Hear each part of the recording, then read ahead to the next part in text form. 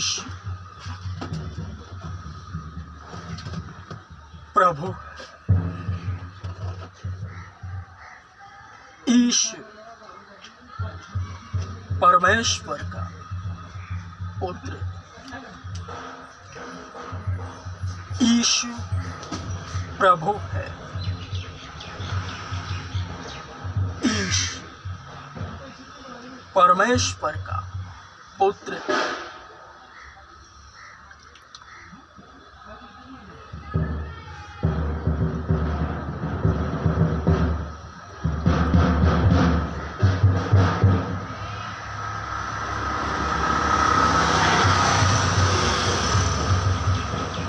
हे जाति जाति के लोगों, यहोवा राजा, यहोवा राजा हुआ है।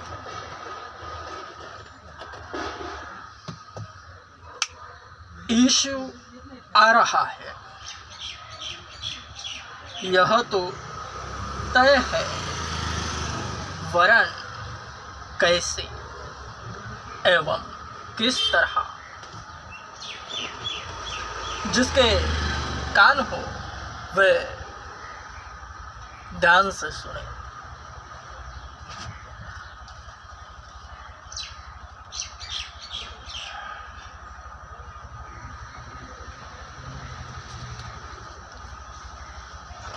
यीशु का स्वर्गारोहण। अतः जब वे एकत्रित हुए तो वे उससे पूछने लगे, प्रभु, क्या तू इसी समय इज़राइल के राज्य को पुनः स्थापित कर देगा? उसने उनसे कहा, उन समयों अथवा कालों का जानना जिन्हें पिता ने निर्धारित किया है तुम्हारा काम नहीं, परंतु जब पवित्र आत्मा तुम पर आएगा तब तुम सामर्थ पाओगे और यरूशलेम, सारे यहूदिया और सामरिया में, यहाँ तक कि पृथ्वी के छोर तक तुम मेरे साक्षी होगे। इतना कहने के पश्चात वह उनके देखते देखते ऊपर उठा लिया गया और बादल ने उसे उनकी आंखों से ओझल कर दिया। जबकि वह जा रहा था तो वे उसे जाते हुए आकाश की ओर एकटक देख रहे थे। और देखो, दो पुरुष श्वेत वस्त्र पहने हुए उनके पास आ खड़े हुए और कहने लगे, गलीली पुरुषों, तुम खड़े खड़े आकाश की ओर क्यों देख रहे हो? यही यीशु जो तुम्हारे पास से स्वर्ग पर उठा लिया गया है, वैसे ही फिर आएगा जैसे तुमने उसे स्वर्ग में जाते देखा है।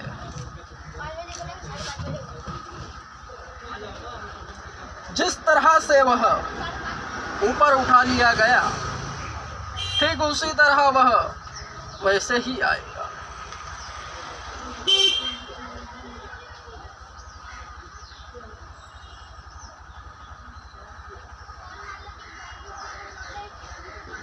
वरन यह कब हुआ? जब वह क्रूस पर मारा गया, गाड़ा गया।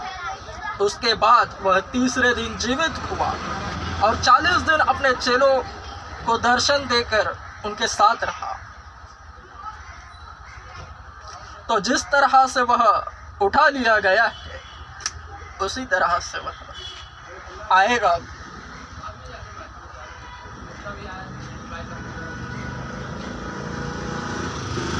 बुद्धि और ज्ञान क्या है?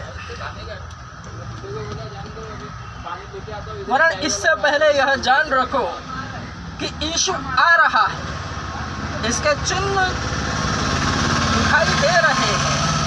देश देश में लड़ाइयाँ हो रही हैं। अधर्म यही तो है जिसे देख कई विश्वासी ठंडे पड़ रहे हैं, वरन मजबूत और मजबूत हो रहे हैं। जो ठंडे पड़ते हैं उन्हें जो मजबूत होते हैं वे खा जाते हैं।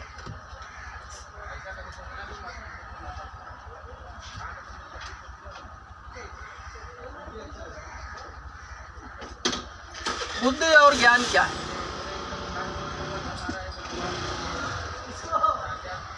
प्रभु यीशु की हर एक एक्टिविटी, हरकतें बुद्धि और ज्ञान ही को दर्शाती है। उसने हर एक विश्वासियों का प्रतिनिधित्व करा है, हर एक मसीहियों का।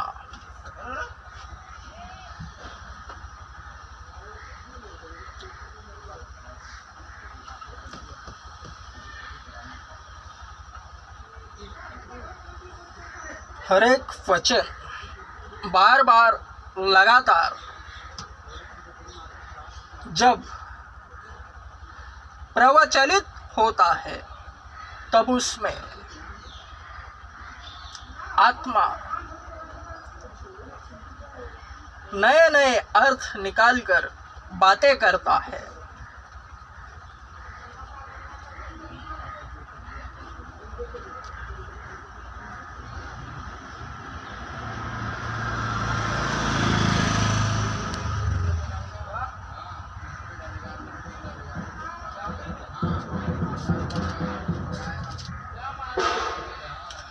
और लोगों के अविश्वास के कारण उसने वहां सामर्थ्य के अधिक कार्य नहीं किए। यीशु ने लोगों के अविश्वास के कारण वहां उसने अधिक सामर्थ्य के कार्य नहीं करे। तो इसमें बुद्धि और ज्ञान क्या है?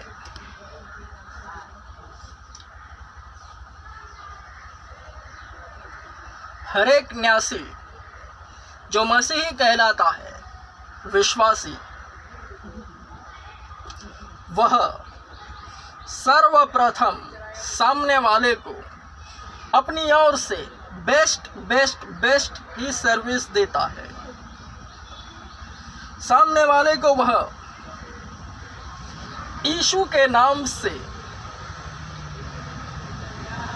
अच्छी बातें एवं उसके हित की ही बातें करता है, उसकी भलाई ही को चाहता है। यीशु में होकर यीशु को दर्शाता है, क्योंकि यीशु को महिमा मिले और यीशु नाम ही फैले। यही आत्माओं की जीतने वाली प्रक्रिया है।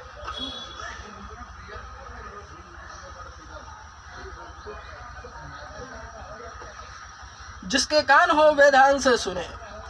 स्वयं यीशु से यह प्रारंभ हुआ है। उसने वहां लोगों के अविश्वास के कारण अधिक चमत्कार न करे। चमत्कार अब ही होते हैं। हर एक विश्वासी सामने वाले के लिए बड़े बड़े बोल निकालता है, जिसे सामने वाला ग्रहण करे तो वह धन्य होता है, उससे भी बड़ा वह हो जाता है। यीशु ने स्वयं कहा है, तुम मुझसे भी बड़े बड़े काम करोगे, जो मैंने करे हैं वह भी करोगे, वरन इनसे भी बड़े बड़े। वरन कब हर एक विश्वासी ऐसा कब कर पाता है? जब वह यीशु से प्रेम एवं मजबूत विश्वास रखता है। यीशु है, सिर है, बॉस है वह।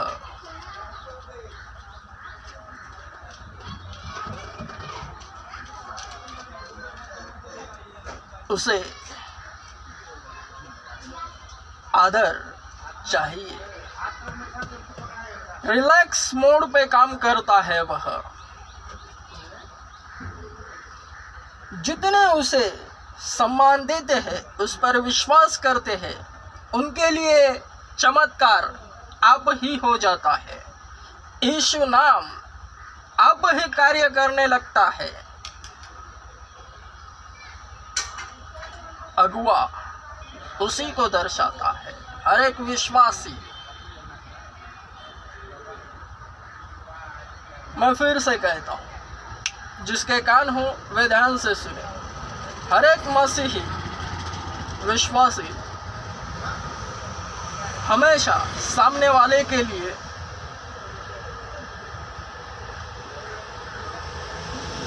उससे भी, जो सामने वाला चाहता है उससे भी 10 गुना बड़ी बड़ी बातें करता है, उसके लिए भलाई की सोचता है।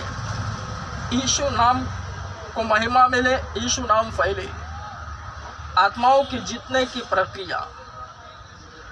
वरना सामने वाले अगर उसे आदर ना दे, अविश्वास दिखाए, तो उनका जो महत्व है, उनकी क्रेडिट वे खुद डाउन करते हैं अविश्वास के कारण। मसीही व्यक्ति, विश्वासी जो अगुवा भी होगा, ज़्यादातर अगुवे के लिए है, वह हमेशा सामने वाले की भलाई ही चाहता है इस लेवल पर। वरना सामने वाले अगर उसे आदर ना दे, अविश्वास दर्शाए उस पर, तो वे खुद अपनी लेवल को डाउन करते हैं, इम्पोर्टेंस को कम करते हैं। यह अगुवा उसके लिए भलाई ही चाहता है, वरन वे खुद अपने लेवल को डाउन करते हैं और अगुवा अब ही बढ़ता है। जबकि बैठे बैठे सामने वाले के लिए सब कुछ मुहैया किया होता है। वचन यही तो प्रतीत कर रहा है। उनके अविश्वास के कारण उसने वहां अधिक चमत्कार न करे।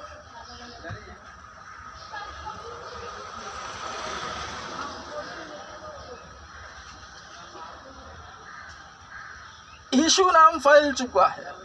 जितने भी अविश्वासी इस जगत में है, मसीहत से अनभिज्ञ है, सभी प्रकार के शरीर, मकबूल अगर उनके पास गया, बीमारों के पास, सबों के पास, उनके लिए बड़ी बड़ी बातें करेगा, उनके लिए अच्छा ही चाहेगा, उनसे भी अधिक। वरन वे मकबूल पर अविश्वास दर्शाएंगे। मकबूल यीशु के नाम से उनके पास गया है, वरन वे अविश्वास दर्शाएंगे, तो वे खुद अपना इम्पोर्टेंस कम करेंगे और जहाँ महत्व नहीं, वहाँ से यीशु चला जाता है।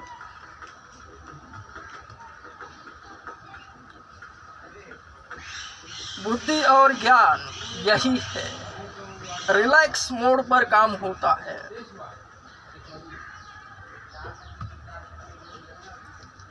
परमेश्वर ने सब कुछ मनुष्यों के हाथ ही में रख छोड़ा है, वरन मनुष्यों को उसका इस्तेमाल, उपयोग करने नहीं आता। यह शैतान जानता है।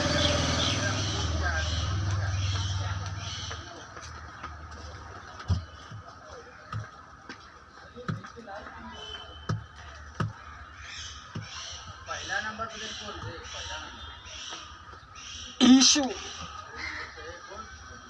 को महत्व, यीशु पर ही विश्वास रखने वाले अपने जीवन में बड़े बड़े चमत्कारों को आप ही करवाते हैं।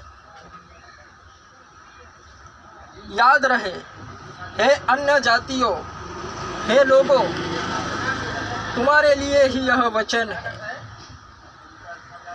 जब भी कोई मसीही व्यक्ति तुम्हारे पास आए, वह तुम्हारा भला ही चाहता है, न चाहते हुए भी उसे वह करना होगा। यह ठहराया हुआ है। सीन अब ही क्रिएट होता है। हर एक विश्वासी सामने वाले के लिए, अगर उसके मन में कपट भी रहे, तो भी वह सामने वाले के लिए अच्छा ही चाहेगा, वरना अगर सामने वाला अविश्वास दर्शाएगा यीशु पर तो वह सब कुछ खो देगा, अपने इम्पोर्टेंस को वह सामने वाले के पास दे देगा। इससे वह विश्वासी ही बढ़ेगा। यीशु ने स्वयं कहा है, तुम भी यह काम करोगे वरन इनसे भी बड़े बड़े, वरन उस पर विश्वास एवं मजबूत प्रेम करने वालों ही पर यह लागू है।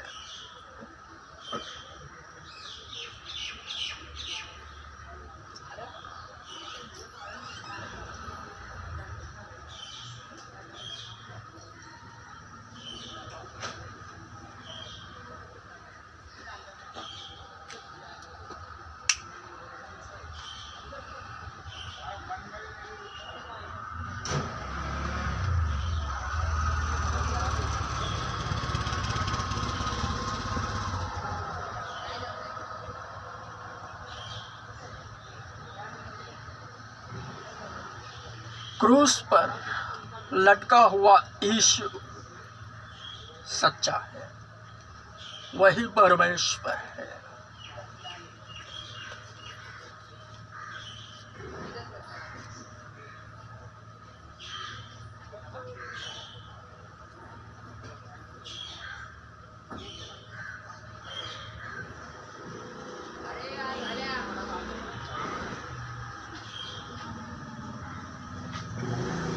उसके घर वाले भी उस पर यकीन न करते थे।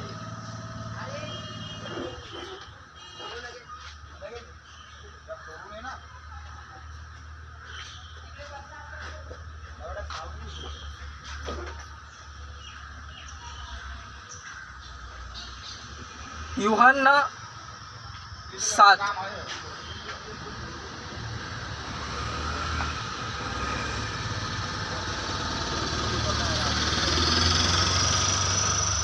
इन बातों के पश्चात यीशु गलील में घूमता और फिरता रहा।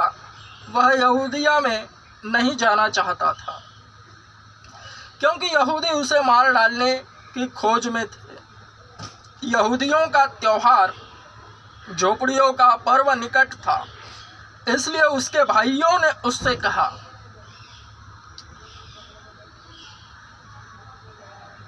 यहाँ से प्रस्थान करके यहूदिया में चला जा, कि तेरे चेले भी उन कामों को देख सके जिन्हें तू करता है, क्योंकि ऐसा कोई नहीं जो प्रसिद्ध होना चाहता हो और छिपकर कुछ करता हो। यदि तू इन कामों को करता है तो अपने आप को जगत पर प्रकट कर, क्योंकि उसके भाई भी उस पर विश्वास नहीं करते थे। यही सच्चाई है। जो भी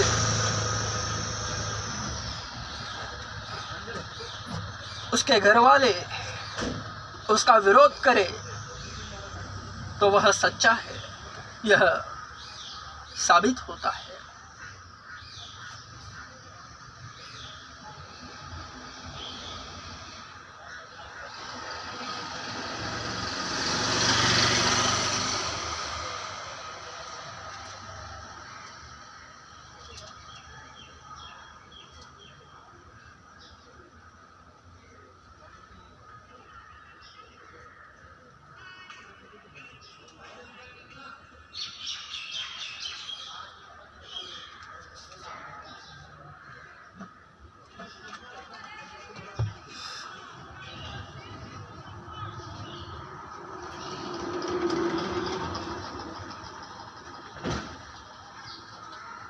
जानता है जब चलेंगे वो बेडरूम लगाए रहे, बेडरूम काम करते रहेंगे।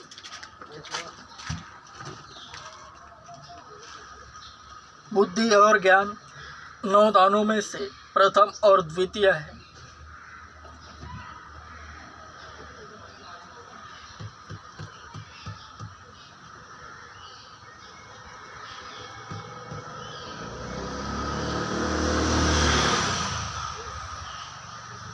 दुनिया का सबसे बड़ा चर्च ओपन हो चुका है। मेरे पास है बीमारों, power, amen, strong, amen.